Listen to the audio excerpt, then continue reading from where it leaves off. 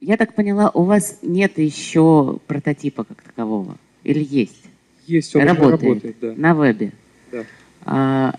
И на коммуникаторах вот тоже уже работает? На 5 основных платформах. Да. Замечательно. Сколько сейчас у вас аудитория? Очень мало. Мы только начали бета-тестирование, порядка 150. Так. А геолокационных сервисов сколько сейчас порядком? Ну, прилично. Много. Что стоит, допустим, Альтергео ввести вот этот вот в планировщик? Дело в том, что мы исходим из другой идеи. Мы не строим социальную сеть. Зачем строить социальную сеть? Альтергео, там, Foursquare, они не строят в базе свои социальные сети. Это народ просто сам социализируется. Здесь они тоже начнут социализироваться, если вы дадите хоть малейшую зацепку. Любому крупнику сделать позиционирование на карте вот такого планировщика, это, ну, на самом деле, там, минут 10, ну, условно. Мы тут еще обсуждали по поводу напоминалок зайти в магазин. В большинстве случаев у людей все-таки четкий график, и получается ваша аудитория – это студенты до 3-го курса, да? То есть школьники, студенты до 3-го курса, у которых не сформировался еще распорядок дня четкий, и у которых есть еще свободное время. И максимальная аудитория у вас будет это 2 миллиона. Здесь есть вот какая интересная вещь. Мы не привыкли решать задачи таким способом. То есть позволять электронному планировщику решать вот подобного класса задачи. Поэтому они с трудом у нас помещаются в голове. То есть трудно сформулировать задачу, которая была бы полезна. Задача формулируется очень просто. Если вы ее конкретно себе представляете, это по опыту. И вот все-таки вы подумайте над тем, что я сказала. Это просто как мои личные комментарии. Ваша аудитория – это 2 миллиона посетителей. Больше вы вряд ли наберете, и возрастное – это до 3-го курса института. Ну, я еще не все успел рассказать о проекте. Для других категорий пользователей мы тоже найдем очень важные, нужные для них сервисы, способы им помочь. Дело даже не в том, что возрастные здесь границы могут оказаться неожиданно узкими, хотя я с любовью согласен, а в том, что главная угроза для вас – это огромное количество уже существующих конкурентов-заменителей. Ну, например, по своему маршруту узнать ближайшее место расположения торговых центров, автозаправок, в ближайшее время и всех банкоматов, пока не всех, можно просто в Яндексе, и он уже в онлайне.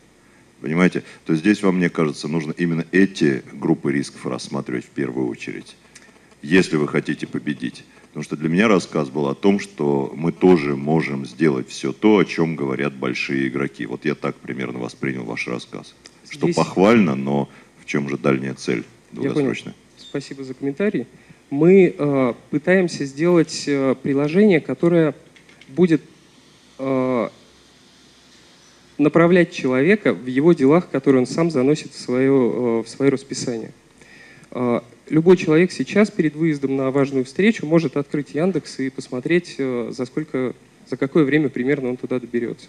Мы хотим, чтобы эти напоминания с временем передвижения приходили ему заранее и оповещали его о том, что ему необходимо вот-вот уже выйти.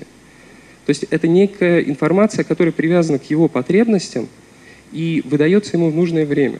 То есть информация из тех же сервисов-агрегаторов, но привязанная к личной жизни человека, к тому, что он планирует. В коммуникаторах уже реализовано расписание. Кто-то заполняет, кто-то не заполняет. У меня вот весь мой планировщик вот здесь, да, и принципиально так удобней. Возможно. Но просто рынок говорит о том, что количество смартфонов и людей, которыми пользуются, в любом случае будет расти. Значит, там уже есть расписание, почему люди должны воспользоваться чем-то, что нужно скачать, установить, разобраться, как оно используется, хотя уже есть встроенное, достаточно удобное расписание, планировщик вот в смартфоне. Потому что учет взаимного расположения пользователя сейчас и задачи его может дать новые возможности для пользователя. Он может, во-первых, спланировать свой рабочий день точнее. Я рабочий день вот спланировала на ближайшие 1,5 месяца. Вот, и так большинство, на самом деле, тех, кто старше, условно, 32 лет. Ну, это тема для отдельного маркетингового исследования. Ну, вот я просто вашу аудиторию так вот описала. Я думаю, что большинство будет согласно здесь с экспертов. Не, насчет аудитории, да, понятно, но никто не говорит, что вот как бы аргумент, что все пользуются планировщиками, которые предустановлены, но это все-таки не совсем верно, потому что люди же ставят там OmniFocus на айфоны, люди там пользуются Remember the Milk и так далее. То есть есть достаточное число персональных там планировщиков, которые там соответствуют в какой-то степени GTD, не соответствуют, у каждого из которых там многомиллионная аудитория во всем мире. То есть, по-моему, сервис, который будет давать что-то новое, он тоже может набрать там пару миллионов юзеров, если все хорошо будет. Сервис должен хорошо мотивировать пользователя, составлять расписание именно в этом, именно в себе. И вот какая мотивация, кроме удобного геотаскинга? Потому что геотаскинг — это такая, знаете, очень гиковская... Ну и слабая, да, мотивация. Ну да, неочевидная мотивация, скажем так. А вот должна быть какая-то штука, которая заставит там десятки миллионов людей, простая, как в Evernote, например, мотивирует их заполнять свое расписание именно у вас. Что это такое? Оно у нас есть. Это легкое внесение информации в систему. Это наша папка еще Inbox. 100 сервисов тоже легкое. Мы пытаемся понять, что человек пытался сказать вот этой короткой заметкой в папке Inbox, используя историю его перемещений, созданных ранее задач. То есть мы пытаемся, если он каждую неделю ставит себе задачу купить молока, ну вот такой он неорганизованный человек, то в принципе по одной фразе buy milk, система может понять, какую задачу нужно создать и предложить ему просто подтвердить это. Мы хотим этим путем идти. Сначала автоматизировать монотонные какие-то действия, и потом, и кроме того, обеспечить связность этих задач. То есть если я, к примеру, какую-то задачу повесил на Василия, то в следующий раз, когда я буду писать ему письмо или получу от него звонок, напоминание о том, что у меня есть к нему дело, из нашего планировщика вовремя будет доставлено пользователю. То есть мы пытаемся учитывать контекст не только локационный, не только положение пользователя. Как предустанавливать будете на миллионы телефонов ваше приложение? Будем работать с разнообразными апсторами, будем... Нет, вот преинсталл, знаете, такая штука есть? Знаю. Вот, а говорили с кем-нибудь из... Говорили уже, общались. А расскажите, про что говорили и что получилось? Интересно. Говорили мы с Nokia, они нам ответили, что нам нужно пройти несколько шагов. Во-первых, написать приложение, сертифицировать его у их специалистов, и только после того, как оно будет размещено в открытом App Store, в магазине приложений, можно будет разговаривать о том, интересно ли будет вендору его предустанавливать. Пока рано об этом говорить.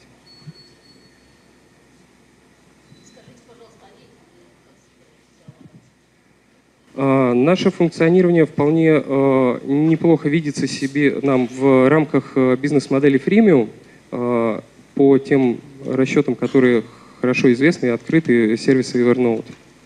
Но плюс у нас есть дополнительный второй источник очень интересный заработка. Это реклама, которая основана на положении пользователя. Это очень растущий сегмент рекламы в сети вообще.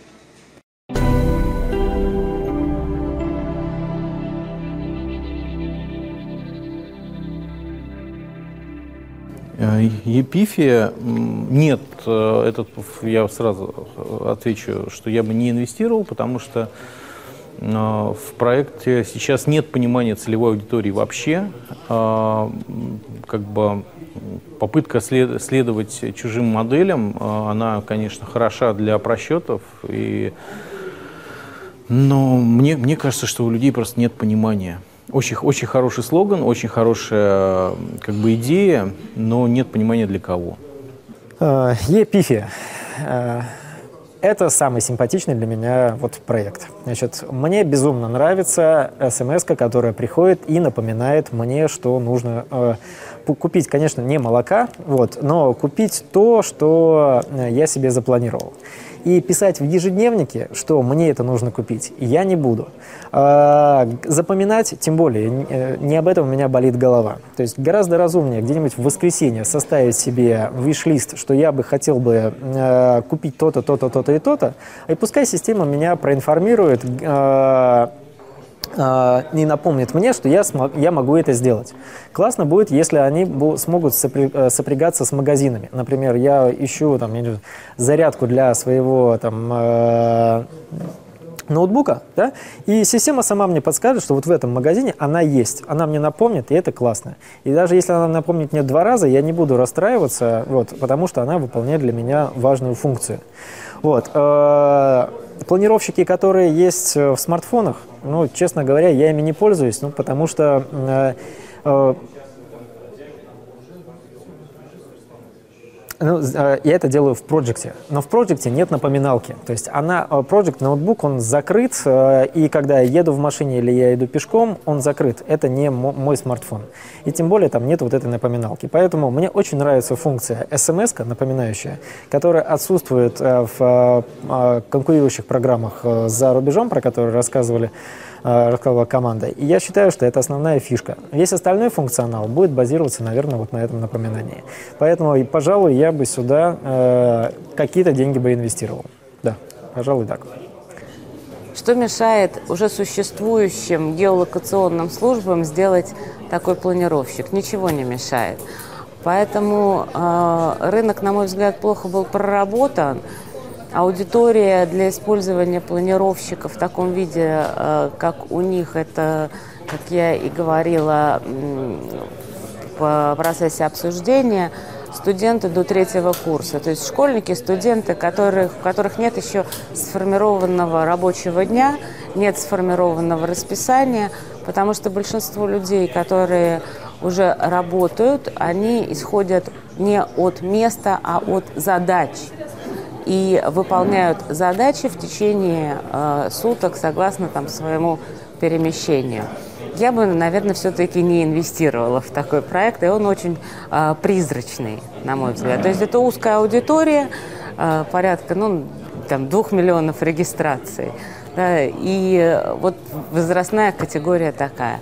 А для более старшего возраста это уже интегрированные непосредственно в коммуникаторы готовые планировщики. И если человек в возрасте захочет какими-то пользоваться геолокационными службами и будет спрос, то любой крупный проект, уже существующий по геолокационным, с геолокационными признаками, может ввести этот планировщик за 10 минут. Вот это скорее, на мой взгляд, контрпример, да, в том смысле, что ребята начали решать задачу от технологий, а не от бизнес-потребностей. То есть есть действительно очень перспективные, интересные технологии, геопозиционирование. Сейчас огромное количество компаний пытаются сделать что-то с использованием этой технологии, но я не увидел здесь бизнес-запросов с рынка. И те примеры, те сценарии, которые приводил докладчик, они меня совершенно не убеждают, что есть реальная потребность в такого рода сервисе. То есть, как мы знаем из теории и практики управления проектами и планирования, люди планируют от задач. То есть я сначала ставлю задачу, потом я принимаю некие шаги, которые ведут меня к решению этой задачи.